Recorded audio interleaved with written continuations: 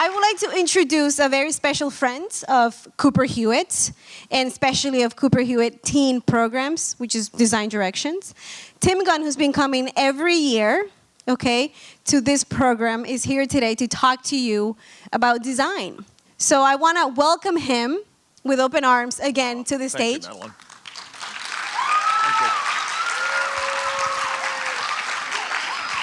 Thank you all.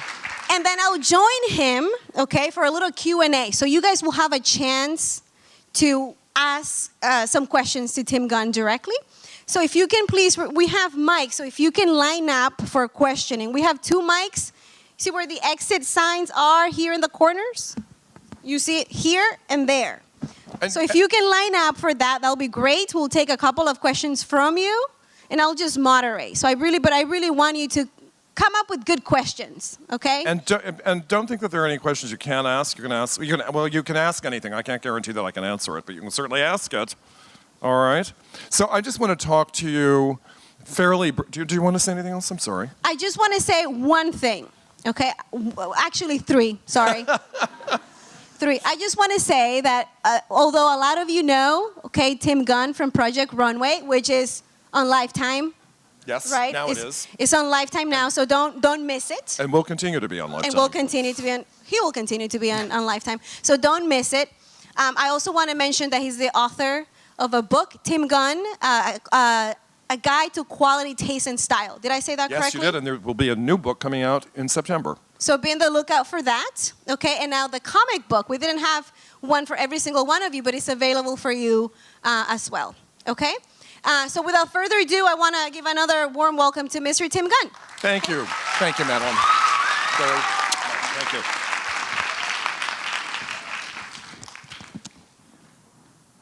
Looking out at all these very fresh faces, I want all of you to know, if you don't know it already, you are our future. You're it. And I'm proud that you're it. And the fact that you're here says a tremendous amount about your seriousness and your commitment to being part of the whole design world. And I know that there are many different interests here, ranging from architecture to product design to fashion design, interiors, advertising, graphic design, many different areas and arenas. And I want to talk to you about education because having been a teacher for 29 years and an administrator for almost as long, I, of course, am a deep believer in education. And the reason that I find it to be so profoundly important is because it prods and probes. It requires, when it's good education, it requires tremendous amounts of investigation and research. It requires discipline, it requires tenacity, and at the core of all of it is a phrase I've been using in my classrooms forever, and that phrase is one that if you're watching Project Runway, you know, it's make it work. And make it work it means the following, and it came to me rather spontaneously when I was working with a student who, after, I would say this was a 3-week project, and we were at the end of week 2, and this course that I taught was with freshmen, and we met 3 times a week. And the project had a product outcome, a thing, and she said at the end of these 2 weeks, we had a tough critique. The project was not going where she wanted it to. I knew that, her classmates knew that, and she was very upset about it, which is understandable. But her response to this project not going well was that she was simply going to throw it away and start all over. And I said, but wait a minute. This is a 3-week project, and I make certain assumptions about that. And as the teacher of this course, I also have certain requirements about it. There is a trajectory that begins at the threshold of the project and continues. And you have a week left in this trajectory. This project has not stopped. So if you now stop it yourself and begin anew, this project will only have a 1-week trajectory by definition because I'm not accepting any late work. So you need to examine this thing that we have before us and figure out what you're going to do about it. Figure out how to fix it, how to make it work. And she was very upset that I wouldn't let her just throw the whole thing away. And frankly, I was afraid she was simply going to go back to the dorms and do that. And then say, oh, my roommate stepped on it. And she thanked me later because she said she now has a whole set of resources about how to address something that's going wrong. And it helps her. When things go brilliantly well, wonderful, fabulous, it's fantastic. But what do you really learn from it? And unless you're truly a prodigy and everything you touch is going to be magically fabulous, you're going to have situations that present you with challenges and that require, I'm already driving people from the room, that require a solution. And the more prescriptions you're able to fill, metaphorically speaking, in terms of this work that isn't going well, the more resources you have and the better problem solver you will be. So I love problems to be solved. I mean, frankly, it's what I love about American design. I'm not, well, yes I am. I was about to say I'm not going to say anything disparaging about design in other parts of the globe, but I am. Because in Europe, for instance, design is held up as an art, and I have the greatest respect for art. I have to tell you something, and I'm educated and I educated as a fine artist and practiced sculpture. I have the greatest respect for art. I have more respect for design because you're solving a problem that is not your own.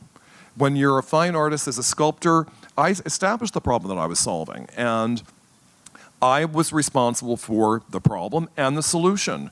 And I had the luxury of time, I had the luxury of having the piece leave me, and I could go back to it and work on it more. With design, you are solving an altogether different kind of, well, you're working with a different kind of task, and you're solving a different problem. You're solving a problem that is not your own, and you have a client who's not you. So you have to satisfy that client's needs. And that is a difficult and demanding assignment. I'm going somewhere with this. Oh, back to Europe. In Europe, and I'm speaking broadly, it's not always the case, but generally speaking, design is placed on a pedestal and it's considered art and it's revered. I was at a conference of fashion design educators in Copenhagen about 6 or 7 years ago. And I was the only one from an American school. And I thought I was going to be driven out of Copenhagen with torches. They hated me. They hated me by definition because, oh, you're one of those horrible Americans and you only care about commerce. And I said, wait, oh, and you'll love this. One of the educators from a program in Belgium said to me proudly that in her fashion program, there were no sewing machines. And I said, what do you mean? She said, I don't believe in tools. If it takes a student 4 years to make a single dress, that's just fine. 4 years to make a single dress, and they're making it with their feet? I mean, how is this being done? So I said in response to all this ridiculous stuff about commerce, I said, you know, I'm proud of the fact that in America, we look at design through a lens of commerce. It makes the problem to be solved more potent. It makes the problem to be solved more relevant to our society and our culture. And it means that also someone's going to actually want to have it. And I know from my students in particular, nothing excited them more than seeing someone on the street wearing their design. Now, it wasn't happening when they were students unless they were interning. I had this incredible, I had hundreds of incredible students, but one in particular, LaToya LaFleur, did an internship with, of all places, Old Navy. And, you know, high end, middle end, wherever it happens to be, do it. And what thrilled her so much is she was doing straw bags for Old Navy, and designs. And this was between her junior and senior years at Parsons. And she came running into my office, hyperventilating, with this thrill in her eyes and this excitement. And I said, "What happened?" And she said, "I just saw someone on the street carrying my bag." It's pretty thrilling. It's really very, very thrilling. So that thrill of producing something that somebody actually wants to have is profound. It's profound, it's impactful, and it helps propel you forward. I'm going back to education. I said to the smaller groups of students I was meeting with downstairs that there are so many different approaches to education, and I have strong beliefs in one particular flavor, and it has to do with a rather dogmatic approach. At Parsons, when I was there, it's no longer the case, but at Parsons, we had a curricular prescription that we filled for you, and it was only required courses. Everybody had to take these courses. Now, of course, what you did within the courses depended upon who you were as a designer. That had everything to do with that. But the course itself was a requirement. And we had 3 required semesters of fashion history, and we had 2 semesters of marketing, which places you in the whole context of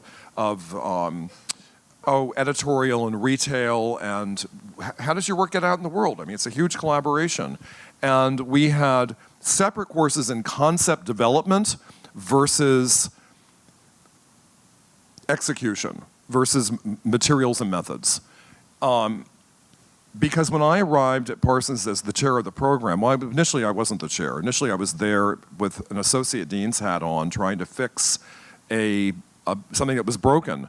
I wore 2 simultaneous hats at Parsons for most of my career there, faculty and administrator. And any of you who are teachers here know that faculty hate administrators, and generally administrators hate faculty.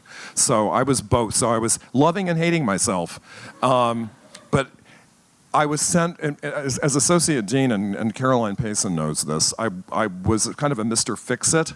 I was sent into places that, and we had affiliates all over the world, I was sent into places to work with curriculum development and faculty and chair hirings, and to really, to solve problems. And while some people called me a Mr. Fix-It, I called me a pooper scooper.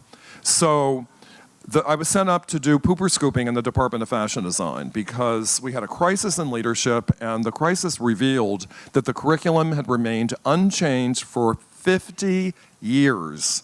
And how is that possible?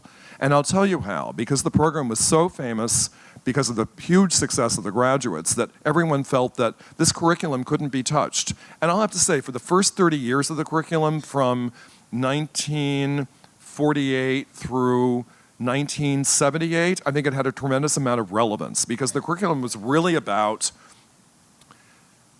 helping you, prepare you to be an assistant designer in a very narrowly defined swath of fashion. By that I mean a very narrowly aesthetic swath. It was Calvin Klein, Ralph Lauren, Donna Karan. American design used to be very narrow. But suddenly, when I'm arriving right on the cusp of the turn of the millennium, it's a very different fashion world. And it's a very diverse one, and it's one that celebrates innovative thinking and entrepreneurship. So things needed to change. And that's what I did. And it was, I don't know that I have the courage to do it today because it was very, very, very tough. And I will say what kept me going forward and gave me the courage and the conviction to do this was you. It was all about the students. And I would ask myself, is this hurting the students? And if the answer was yes, we changed it. It was always about the students. Because if I listen to the faculty, and I'm not, this is not a broad statement about faculty, because I was one. I still consider myself a teacher. But if I listen to the faculty, it was never about the students. It was about how they wanted to teach something and what they thought was good for the students.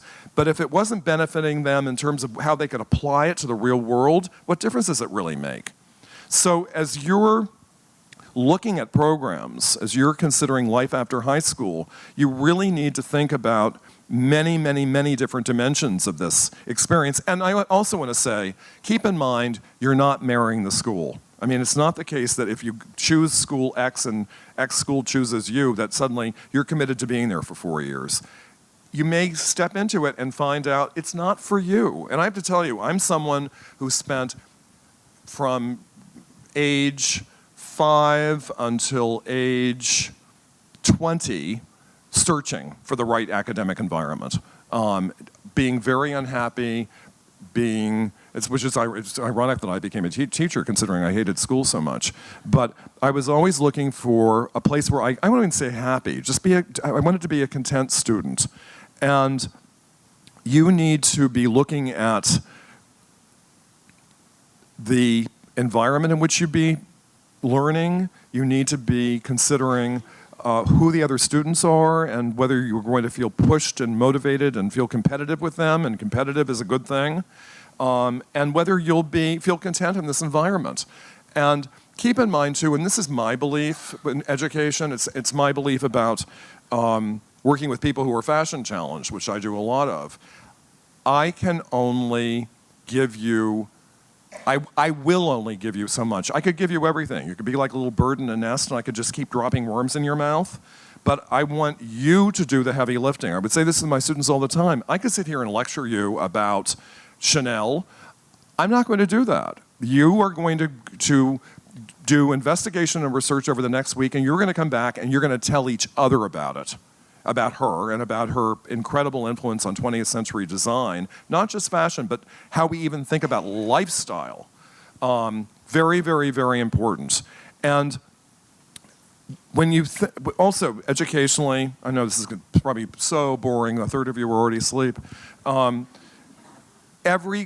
those courses that you may want to flee from, the liberal studies, the social studies, all the academic courses, I cannot adequately tell you how important they are to you, because when you are a designer of any kind, you're designing in a context. And the context is societal, it's cultural, it's historic, it's economic, it's political. It's about the here and now, which is why design is so relevant to the here and now. Let's take it back to fashion. People need clothes. They don't need fashion. And what distinguishes the difference? It's all about the context. This is why fashion is constantly changing, and clothes don't need to change. If you pick up an L. Bean catalog, and I love the brand, but if you pick up a catalog, it's really very much the same today as it was 20 years ago. It doesn't need to change, but fashion by definition and design by definition does. It's simply a matter of fact. So one other message I want to get across having to do with you and the fact that you're the future of this industry and how important you are. I know I'm going to sound like some tired old fart, and I am. I want to get across how important it is for all of you to recognize that qualities of character are essential. How you navigate the world says everything about you. The importance of having a profound respect for who you are and what you're about. And all of you, I'm sure, are going through great evolutions of identity right now. And you'll continue to, learning what your point of view is and who you are as an individual, who you are as a designer, who you are in any profession. And having respect for each other. And understanding the differences between us and among us, and respecting that. I mean, I always loved, and I experienced this on Project Runway, of course, but every semester having a whole new group of students, each of whom has different DNA, different background, different threshold for their design work, and everyone has the potential to simply knock our socks off with what they're doing. And this is why I say competition is a good thing. When I was teaching, I would have parents run these interventions where they were saying, it's not good that one person is going to be designer of the year. Why not? Well, because it's not fair to the other students. it is an even playing field to get to be Designer of the Year. And it's an incredibly big distinction, and it's something that the person receiving it should be proud of. And in the end of the day, it's a prize. But don't we all love those recognitions? And I'm still waiting to win an Emmy for Project Runway, so I know what it's like to not win.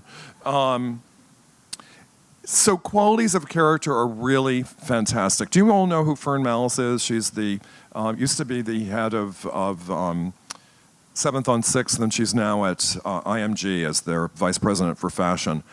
She's a very powerful and important person in the fashion industry. And I took the Project Runway designers in season 3 to meet with her. And they asked her, if you had one piece of advice for us, what would it be? And without hesitating, she looked at them and she said, be nice. This is a land full of divas, and few people try my patience more than a diva. We don't have the time. We don't have room for them. And you'll find that when we are nice, it's good karma. And I really believe in this stuff, I have to tell you. And I will also say to you, in any of these design fields, any of them, it's a small and very tight community. And that person you're obnoxious to and rile up, the next thing you know, that person is your boss. So you have to be careful, and if some of us need acting lessons, and the other aspect of this quality of character is when faced with difficult circumstances and anger and strife and frustration, take the high road. Do you know what I mean by that? Taking the high road?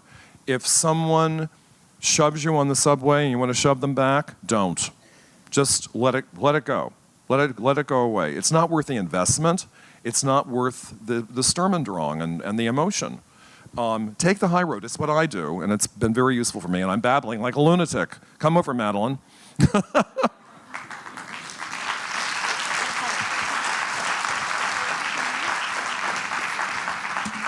So I won't move around so much, I'll sit. Oh, I could try scooting a chair around. Thank you, Tim. Many of you know Tim from Project Runway, but a lot of you, and I actually, if you can show me by hand, how many of you knew that for 29 years, Tim? 29 years, I was a teacher. 29 years. He was a teacher. He also was the chairperson of the fashion Department of Fashion Design at Parsons. And he also was a director of admissions, right? Yes, and associate dean. And associate dean. So he really has a lot of information that is useful for you, especially those of you who want to be designers. So a lot of the designers that you know today were either your students or interviewed by you. That's true. Many. Yes. So I was wondering if you can talk a little bit about what you guys should be doing, as you think about putting together your portfolio, your packet for college, or your college essay, etc. If you can maybe share some information on that might be useful. Well, we were talking a bit about this in the smaller groups earlier. It's so critically important that you fully understand intimately what each school you're applying to requires, because there are nuances of difference at the very least, and sometimes they're big differences. And among the things you have to fully understand are deadlines, especially if you're applying for financial aid. Those deadlines are adhered to. And in many cases, your application and all the related components, transcripts, either a digital portfolio or, does anybody even take slides anymore? I don't know. But your digital portfolio, or maybe it's real work, original work, will be reviewed by an admissions committee. And there are many more students applying to colleges than there are spaces, so everything counts. The quality of presentation, the care with which you are presenting your own work, the respect that you need to show to your work, these things are really important. And interviews are wonderful when you can have them, and it's another case where you need to show up and shine. And even how you present yourself. I mean, I know that there are a lot of people who feel that clothing and fashion, that they're ephemeral, that they're superficial and inconsequential. Let me assure you that they're not. I'm always talking about the semiotics of clothes, and this goes back to your interview, presenting yourself. The clothes we wear send a message about how the world perceives us. Like it or not, it does. And in the case of how we present ourselves to the world, it goes back to what I said earlier about qualities of character. Respect. Respect for you and respect for the person with whom you're interacting. So, I mean, I'm not saying you have to walk around dressed like me or wearing a formal gown. That would be ridiculous. But there are occasions when the gentleman here will want to be dressed like I am, and when the women here it will be appropriate to be dressed up a little. And many of you are, I'm happy to say. Many of you look quite stunning. You're welcome. And so there's so many, there are just many different aspects of this. And also, in choosing the college that you want to go to, I alluded to this earlier, visit them, find out where you think you'll be. Intuitively, you'll feel it in your gut, where you'll be a content student, owing to the fact that you feel like you could thrive in this environment and you like what you see among the students around you and like the work that you see. Because every school, there's no school that's right for everyone. There is absolutely no place. And unless you go out and do some discovering for yourself, you really won't know. And it'll be kind of a crapshoot, and that's not a good thing when it comes to this kind of investment. But the other aspect is, and I go back to my own experiences in the many schools that I attended, I wish I had had someone say to me, make it work. And I didn't. I was constantly going from pillar to post, fleeing one situation to see if something else worked better. With my students, when I was chair of the fashion program, there would be every semester, the beginning of the semester, students would come to me and say, I need to switch sections. Why? Well, I don't like this particular teacher in this block, because when you have a block, you have a group of 7 teachers. Well, I don't like this teacher, I want to switch. What don't you like about him or her? I just don't like him. Well, you know something? I have just handed you a deck of cards, or I've just dealt you a hand of cards. And you have a choice. You can play the hand, or you can give the hand back to me, withdraw this semester, come back next semester, and see whether you like the hand you've been dealt. And my advice is play the hand you've been dealt. And I would draw a corollary to the professional world. When you get a job, what if you don't like your boss? You have to make it work, or quit. But that's a big, extravagant luxury. So unless you have a trust fund, I suggest you don't do that. And also, going back to make it work, when you're able to mitigate these difficult situations with people and make it work, think of the additional resources it gives you. Do I love all the people I work with? I hope none of them are here. No. but it's part of life. We just have to to deal with the hand we've been dealt. I have a neighbor with a really noisy dog, but that's the way it is. I love my apartment. I'm not moving. We're gonna take some questions. So we have 2 mics. Okay, so if you guys can line up, and while you're lining up, so we don't waste any time with Tim. How many of you know, for instance, that Tim Gunn is the Chief Creative Officer of Liz Claiborne? Good. Which means he has to hire people, right? He has to hire designers. Not at the moment. Yeah, I mean, you all know that the fashion, all the industries, I mean, we're in a real state of crisis right now. But you know what's wonderful? By the time you're getting out of college, we'll be through all this. We'll be through it. And there is a silver lining to all of it. So we have questions, right? Okay. So guys, if you can say your name so that Tim knows who you are, your school, and make sure that you enunciate. I should do that too, right? You enunciate perfectly. Thank you. Chardonnay, right? Chardonnay. Chardonnay, how pretty. Thank you. I would like to know, as opposed to creating and designing, it feels like you're standing in a fork in the road, because maybe you want to, do what you like. You want to be creative, and you want to go with your own voice and not be overshadowed by the media's interpretation of fashion. How would you go about that? Talk to me some more. Not be overshadowed by the media's interpretation of fashion? Yes. What looks good?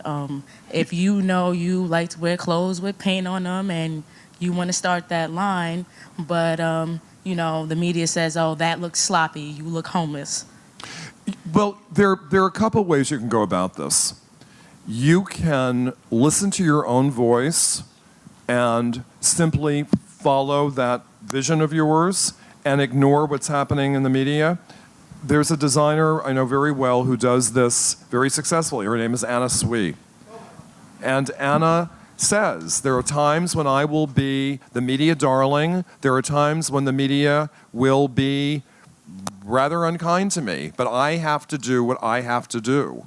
And then there are other designers who are more chameleon-like, and they are, in some ways, and I have a great respect for both approaches. In some ways, they're a kind of barometric gauge of what's happening, and they make adjustments accordingly.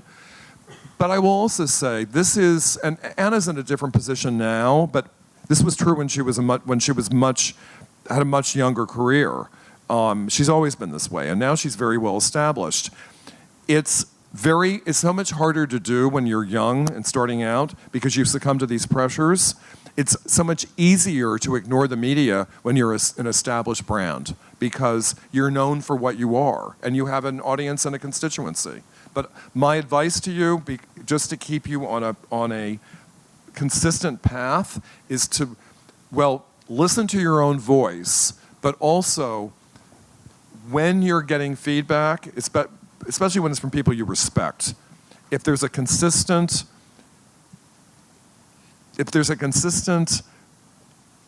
line in that feedback, if there's something that you're hearing over and over again, synthesize it, because maybe it's something that you should be considering.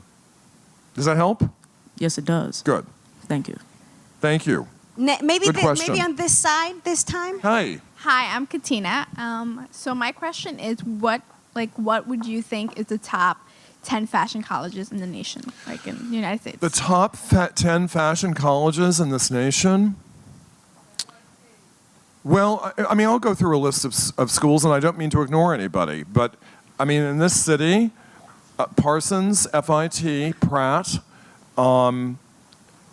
I would, then let's go north, Rhode Island School of Design, Syracuse University, Massachusetts College of Art, the School of the Art Institute of Chicago, FIDM in San Francisco and Los Angeles, Otis College of Art and Design in Los Angeles, the Academy of Art College in San Francisco, and I know I'm leaving schools out, but that's a good long list. There's Virginia Commonwealth University in Richmond. There are a lot of good programs, but I want to repeat, they're only as good as they suit your needs, and each one of those schools is different. They're all different. Thank you. Thank you. And we'll go over here.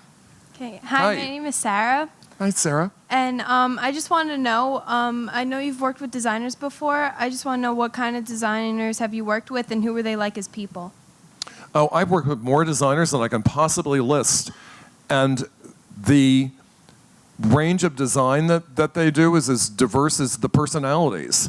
I mean, there's not one characteristic to designers. They're people. I mean, they're all very, very, very different. I will share this with you. What's always disappointing to me with an artist or a designer, what's always disappointing is when I love their work and then meet them and think, they're a really horrible person. That's always so disappointing, but it just runs the gamut. But on that topic of design and personality, I want to underscore something else I was saying earlier today. I want to encourage any of you in any of these design fields, or including merchandising, whatever it may be, have internships when you're in college, and have internships with as many companies as you can, as many brands, because you will find that every company, every brand has its own culture, has its own ways of operating, has its own personality, and so don't make any judgments based on one experience. unless it's a really good experience. Well, actually, no, because then that will mislead you and think that they'll all be good. But they're just different. They're different. So get out there and experience them. Okay? Okay. And guys, we're running out of time, unfortunately. That's not good. So we will take one more question. I'm really sorry, but it's already 6:30. So we need to make sure that you get home Yes, tonight. we do. So let's take this side, right? On this side. Hi. Hi, my name is Portia Bell from Bushwick Community High School. Great. And I had a question for you, Tim. I wanted to know that everybody knows that you've accomplished a lot of things, and I wanted to know if it was something that you wanted to do that you haven't accomplished yet. Wow, what a soul-searching question. Good luck with that one. You know, I will tell you, I pinch myself every day. I feel like the luckiest guy in the world. Yeah. And I mentioned to some of you, I had a really difficult childhood and was a loner, and I had a terrible, debilitating stutter that really made me very reclusive, and I was a mess. And I've really grown out of that and evolved from that, and I have been so lucky to have so many fantastic, incredible experiences. And as proud as I am of my career as an educator, and especially the work that I achieved as the chair of fashion at Parsons, I mean, what's happened in the last 6 years is simply a phenomenon. I mean, when I think about what Project Runway has done, I mean, and this happened to me after I turned 50. So whenever anyone says, oh, I'm turning 40, or worse, oh, I'm turning 50, it's like, just wait. This could be an incredible threshold for you. You never know. So think how young you all are and how much you have to achieve before this happens to you. The only thing that I would, if I had a little wish list, the only thing that I would really like to do that I haven't done personally, I mean, because when I think about bigger issues, like, yes, solve world hunger. But there's travel. There are places I'd like to see in the world that I haven't. But I'm not boo-hooing. Believe me, I am the luckiest guy around. And someone asked me earlier, is there anything in your life you change? And I want to assure you all of this. No, and I'll tell you why. Because everything that we experience helps make us who we are, and that's very potent and meaningful. So if something went away, think of how that would alter you. Yeah. I mean, seriously, alter you. I say this with a good deal of emotion. I mean, when I think about, well, what would you change? Would I want my father to not have died 16 years ago? This may sound horrible, but no. No. He had a terrible 7-year existence in a nursing home with debilitating Alzheimer's disease. Bring him back for what? Would I wanted to take the disease away? Well, it was part of the life circumstances. And when I think about what my sister and my mother and I went through with that horror of, I don't know if any of you have any family members suffering from this, but it's horrible. But when I think of what we went through and the growth that we had emotionally from this, I wouldn't want that to go away. So even things that are horribly painful, they happen for a reason, I believe. We may not know what the reason is at the time, but we figure it out later. And so just go through life as a good citizen of the world and embrace everything that you do at 1,000% and do it superbly, and you will be completely amazed by where life can take you. Truly. Thank you. Thank you. Melina, and you too as well. Yeah, really, everyone, I mean that with all sincerity. You will be amazed by where life can take you. Thank you, Tim. Thank you. We're out of time. Unfortunately, it goes by quickly, right? We're out of time for today. But I hope to see you guys at Design Directions throughout the year. The Design Directions calendar is in your backpacks that you got when you came in. So make sure you register to go on portfolio preparation workshops. studio visits and school visits. Thank you so much to all the designers. Yes, thank the you, everybody. design schools. To all of you for coming, and to Tim Gunn for being here. Thank you, Target. And thank you, Target.